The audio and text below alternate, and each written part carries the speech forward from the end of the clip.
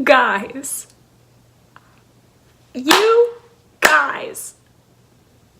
I don't even know what to say. You guys. I am shooketh. I am shooketh. That was like, I don't care what anybody else says. I loved that. That was absolutely amazing. I stan a legend. My girl saved the whole damn world.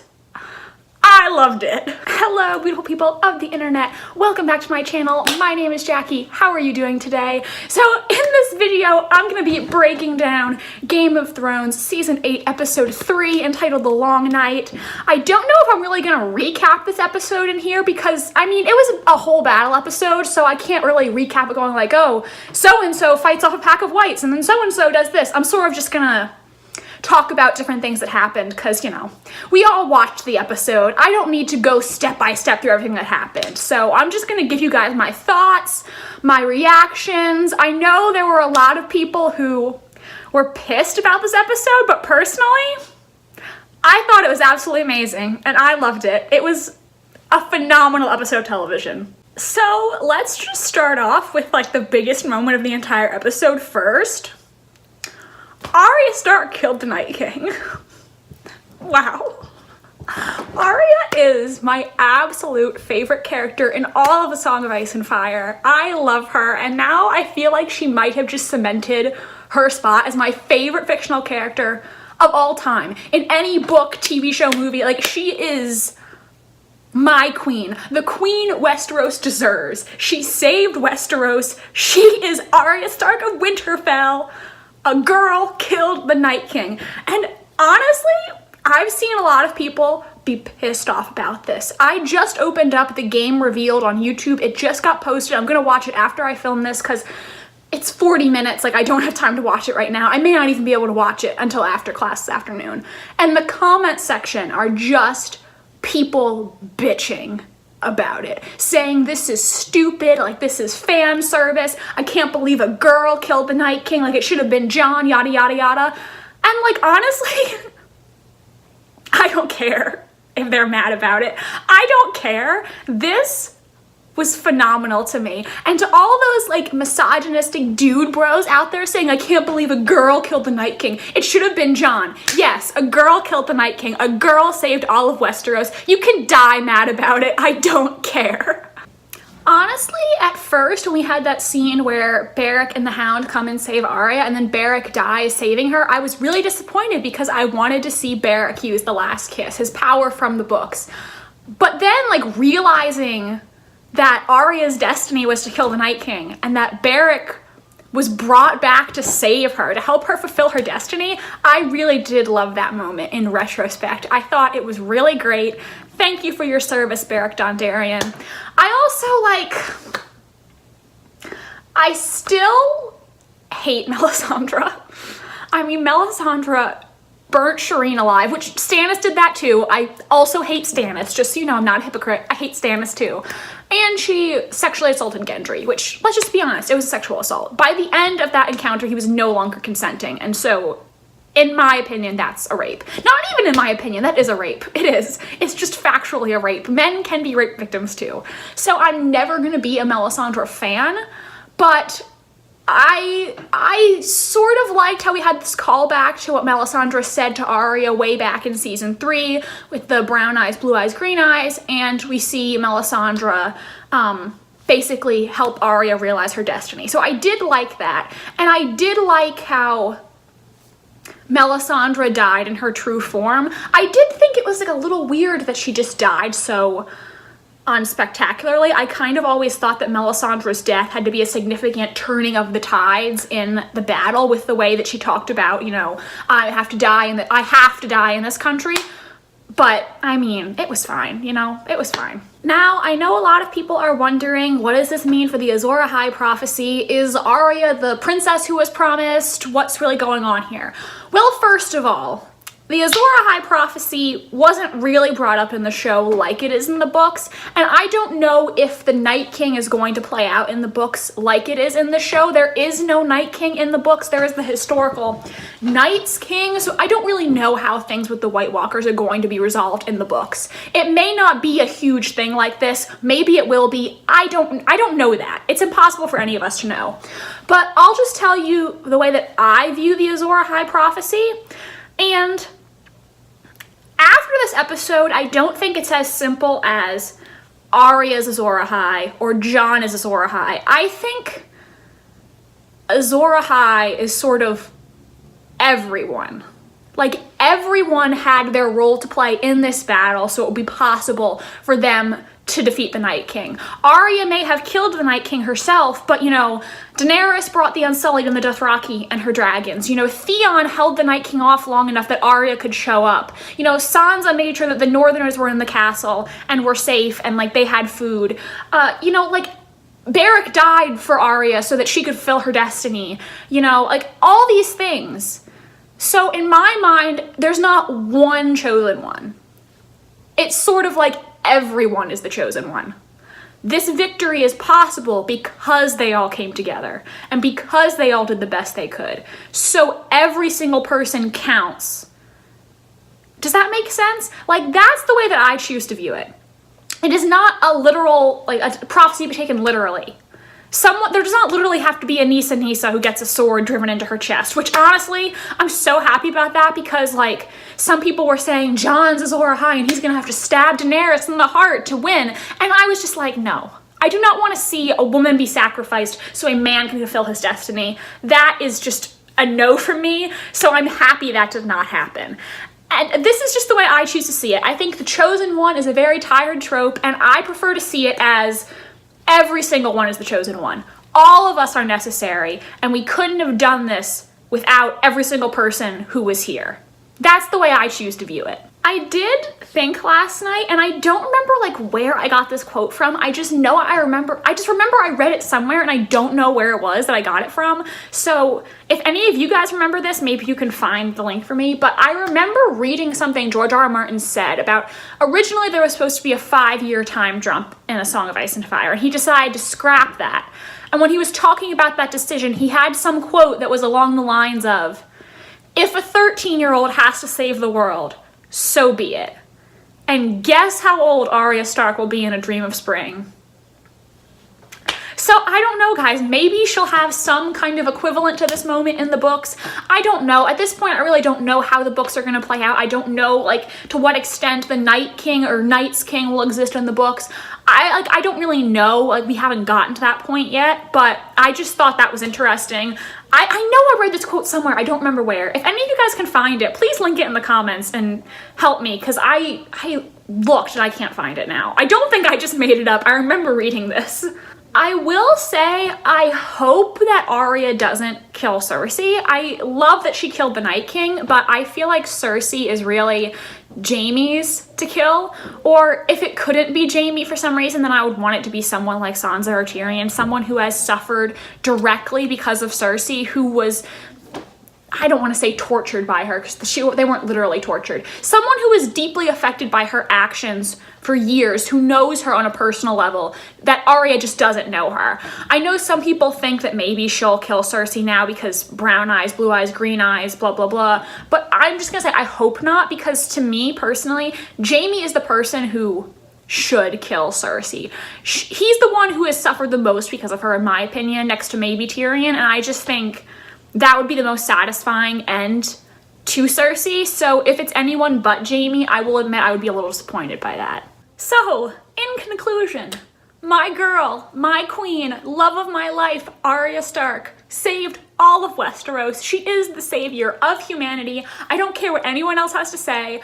I thought it was fantastic and such a good twist. I love Jon Snow. Jon Snow is my other favorite character next to Arya, but I kind of liked to some degree that it wasn't Jon who killed the Night King, because everybody was so sure it was going to be Jon that it was nice that it was a twist and that it wasn't who we thought it was going to be, at least in my opinion. I do think I would have liked it if maybe Jon had been there and like he had fought the Night King one-on-one in some way, and then Arya had come in and killed him, I think that would have made it a little more tense and a little more dramatic than just Arya showing up and killing him. But overall, I was really happy with it. And I hope that my girl Arya survives this series and gets a happy ending. We saw in the promo for next week that she's kissing Gendry again, so I hope the show doesn't kill him, because I just want Arya to have an ending like for herself. I don't want her to be like a Queen's Guard to Sansa or a King's Guard to Jon. I want her to have something for her. I want her to have personal fulfillment and happiness. And I also just, ship Arya and Gendry, and I think they're really cute together. Gendry is gonna be shocked when he finds out that his girlfriend killed the Night King. His girlfriend that he had never seen fight before and was worried about, like thought she should be in the crypts. She literally saved all of them. Wow, that's gonna be great. I just hope the two of them can both survive the show. And I don't even care like what the ending is for them. They can get married and rule the Stormlands. They can have beautiful warrior children and reestablish House Baratheon. They can decide that they're gonna go adventuring around the world. I don't care. I just want Arya Stark to be happy. After everything she's been through, after everything she has done, after how she saved the world, literally, she deserves happiness. And if she ends the show sad and alone, feeling like lost and like not happy, I will throw fists. I will like sue HBO. Let Arya Stark be happy, 2K19. I also forgot to mention that I know a lot of people had a problem with the Night King being defeated in episode 3, but personally, I don't have a problem with that. My original theory, like months ago, was that the Night King would be defeated in episode 3, and then recently I wavered from that just because of like the promo material we were getting, like the trailers coming out. I thought there was no way they were gonna win this battle, but ultimately I am happy that they did. Unpopular opinion time, but I have never loved the Night King storyline. And the reason is because George R.R. Martin said that with this series, he wanted to create morally gray characters. He did not want there just to be the good guys versus the bad guys. And when you introduce the White Walkers, it becomes too black and white. Like the White Walkers are bad and the living is good. We want the living to win. So I like that the show is going to end going back to its roots, rooted in political drama. And really, the monsters aren't the White Walkers. Not in this show or in real life. The real monsters are ourselves. Humankind. People who do horrible things to each other for power. That is who the real enemy and the real villain is. So I am happy that this Night King stuff is out of the way. I know that's not popular opinion. I know a lot of people are probably pissed, but I'm like totally okay with this because I've always been more invested in the real human stories than anything to do with the White Walkers. Okay, now I think the next step is just let's review who died in this episode. Let's just have a little in memoriam segment. We already talked about Beric Dondarrion and Melisandre. Who else did we lose? We lost Dolorous Edd from the Night's Watch, which was sad. He is a character that we've seen for a long time, and he basically died, helping Sam out, which let me tell you, if I had to fight in a battle, I would basically be Sam. I would be lying on the ground, sobbing. Like, that would be me if I was in a battle, for real. Then House Mormont is now extinct, which was really sad. I mean, I kind of knew that Lyanna Mormont was definitely dying once the episode started. I mean, I already had a feeling, like if you watched my video about who I thought might die, I thought she could have easily been killed. But then once the episode started and we kept seeing her over and over again, I thought, well, for sure she's dying. But I have to say, I thought her death was absolutely amazing. I mean, Lyanna died as she lived, a total badass. She killed that giant. That little girl killed a white giant as like she was dying, and that was absolutely phenomenal. Like, if she had to die, that was probably the best way that you could ever kill her. Like, I thought it was absolutely great. Jorah's death was, to me, really, really sad. I kind of always thought that if he was going to die, he was going to die for Daenerys because he loves her. He loved her. Wow, past tense. I gotta talk about Jorah in past tense. He always loved her, and I just think that dying for Daenerys is the most fitting end for his character, and watching Daenerys cry over him was really heartbreaking. It really tugged my heartstrings.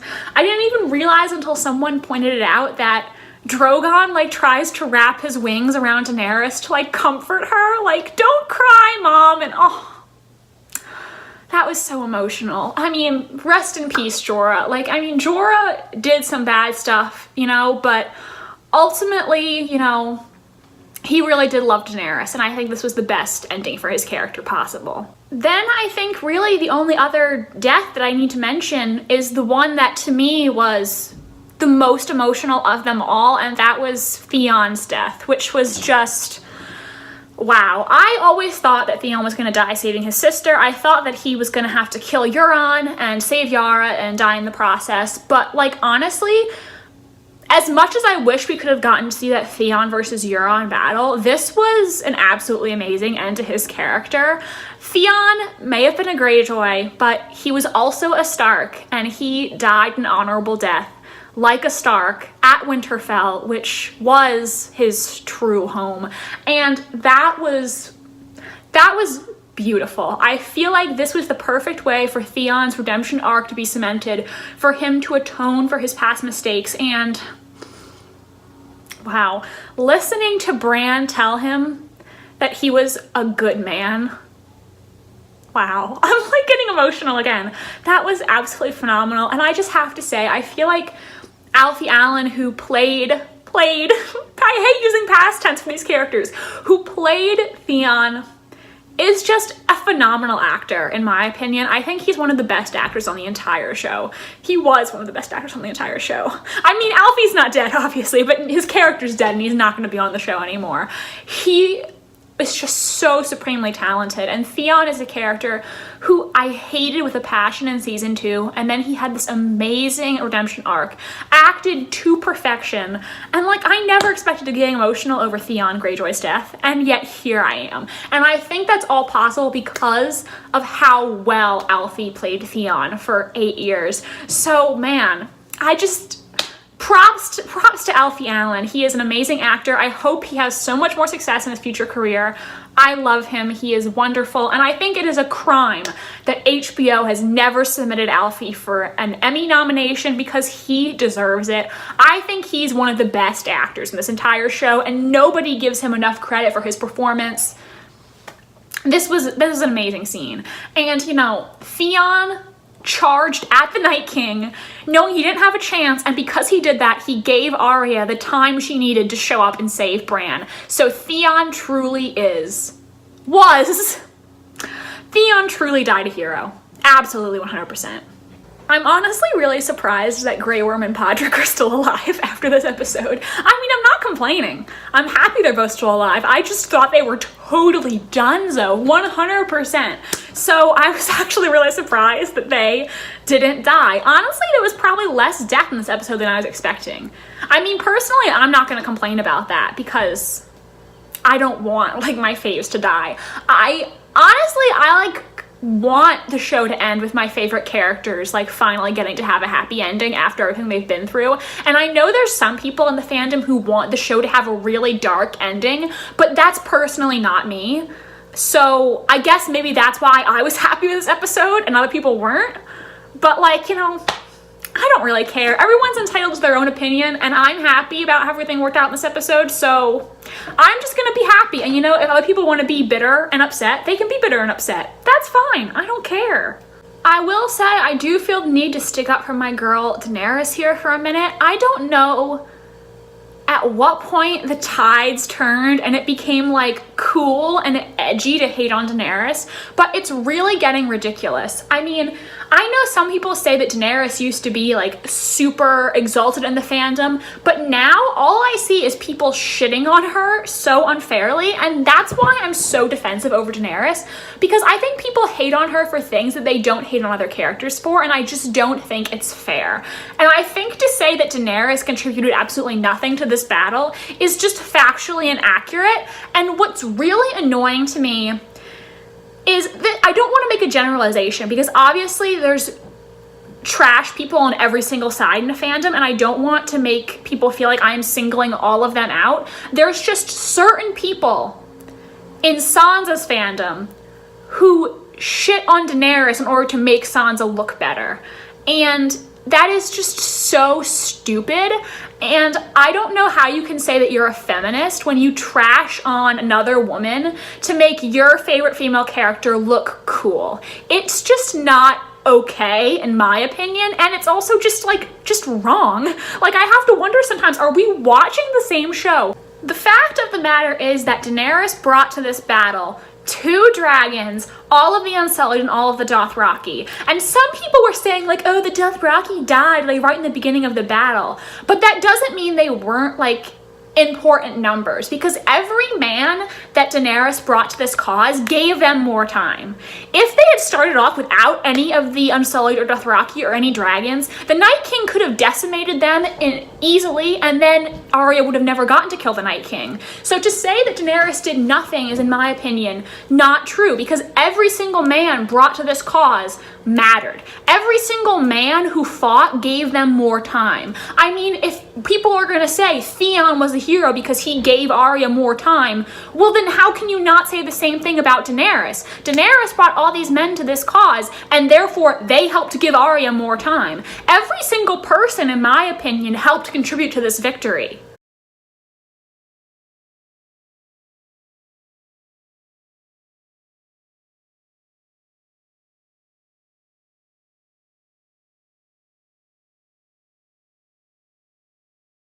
Daenerys was such a badass in this episode. When she had to continue on foot, she did not give up. She picked up a sword and she was gonna fight to the death. She was not gonna go down easily. And I loved that. And to all of you people out there who said, Daenerys is a mad queen, Daenerys hates Jon now because Jon has a claim. If there's a moment in the battle when Jon's life is in danger, Daenerys would let him die because she's crazy. How do you like being wrong? Because Daenerys came in and saved Jon's ass. And, like, honestly, like, the people who think that Daenerys is gonna go dark and be the ultimate villain, like, I hope you guys enjoy being wrong, because you're so wrong. I saw tweets last night during the episode that really pissed me off, like people saying it's Daenerys' fault that Jorah died. I actually saw someone say, like, oh, Sansa doesn't owe Daenerys anything because the Night King wouldn't have a white dragon if it weren't for Daenerys. Like, excuse me?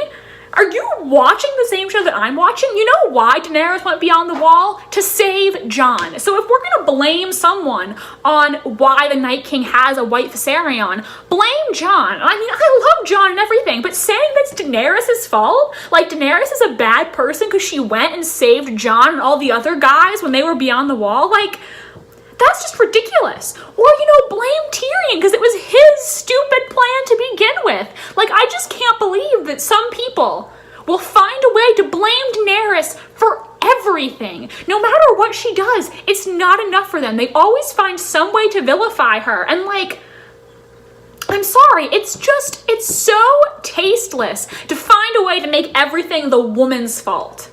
Like, it's ridiculous. And I'm not saying all Sansa fans are like this. I just keep seeing stuff like this and it kind of disgusts me. It really does disgust me. And I know these are fictional characters, but I think some of them like have a really misogynistic attitude. And like, it's either like outright misogyny or internalized misogyny. Because like, if you feel like you need to trash another woman to make your favorite female character look good, like that's just such a flawed attitude, and I honestly feel sorry for you. Sansa stands on her own. She is powerful in her own right, and honestly, you feeling like you need to trash Daenerys to make Sansa look good is also doing Sansa a disservice as well.